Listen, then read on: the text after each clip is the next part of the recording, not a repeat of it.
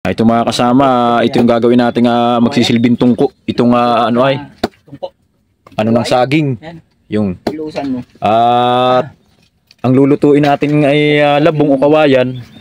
Ang ating panggatong din ay kawayan. Talagang maraming benepisyong kawayan. Ayan. Kinukuha ni Kuya Nyor yung mga kawayang retaso. Yung mga retasong yan ay retaso dito sa diningding sa kubo ng ating kasama na si Insan Alfred. Ayan.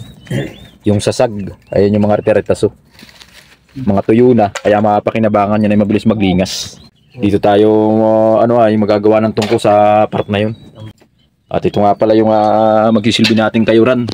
Ayun, si Kuya Isok, ang ating si Kuya, ang magagawa ng tungko. Ayan, ito ang dalubhasang gumawa ng ganitong uri ng tungko. Siya po ay 65 years old na, malakas pa. Ayun. Sabi ng ating insan, si Kuya yung 65 years old, pero kita nyo naman talagang andun pa yung kalakasan ng kanyang katawan, parang talagang napakabata pa rin ni Kuya. Ito yung kagandahan ng provincial life na tinatawag. Sariwa ang mga kinakain, ayan. At sariwa din ang kapaligiran. Yun, may kawayan. Kahoy doon, madikakaw. Oo, yun. Ito na ni Kuya yung tungko na gagawin natin. Tungko ng saging. Gusto ng planggana. Magandang gawing tungko ito mga kasama dahil siya ay may katas, hindi siya basta masusunog. Ayan. Kaya kadalasang ginagawa yan yung tungko ng saging. At habang gumagawa naman si Kuya Celso ng tungko, ay si Kuya Junior naman ay magkakayod ng niyog para sa panggata ng ating gugulaying labong na may kasamang saluyot. Ayan. Kakain na si Kuya. Talagang may tamang proseso din ng paggagawa ng tungko. Hindi mo lang siya basta ilalagay sa lupa. Ayun, puputulin ni Kuya Isok. Ayun. Wala tayong pumupo, Kuya. Isok. Haba niya, mahigi. Mahaba. Hindi mayo. Putol.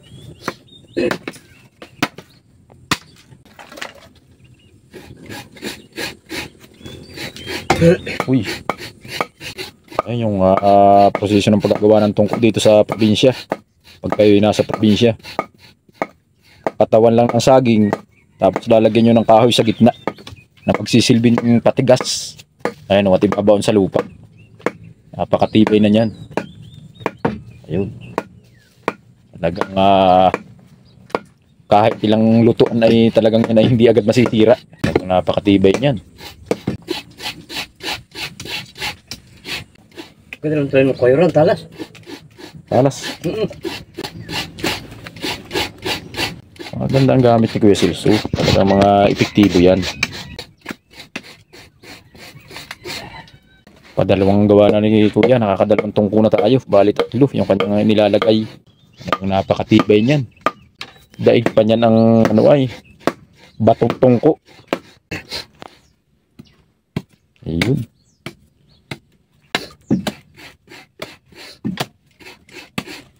Ayun, nakadalawang tungko na. Isa na lang.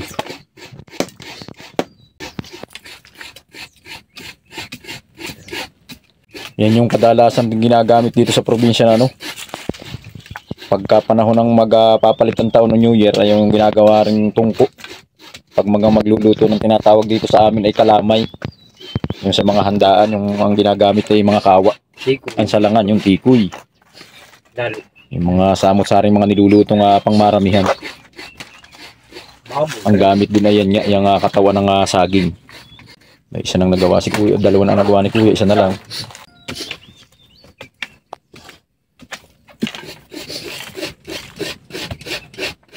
Ayun, okay na. Labas na ito, sakto na may 3. Sakto na. Baka mag-4 na ay sobrang lalaki ang ating tungko. Si Kuya Junior ay kasalukuyang Ayun. nagkakahit pa ng lig. Medyo napawisan ng kaunti si Kuya Junior. Tanggal lang mga trangkaso. Trangkaso. O siya na.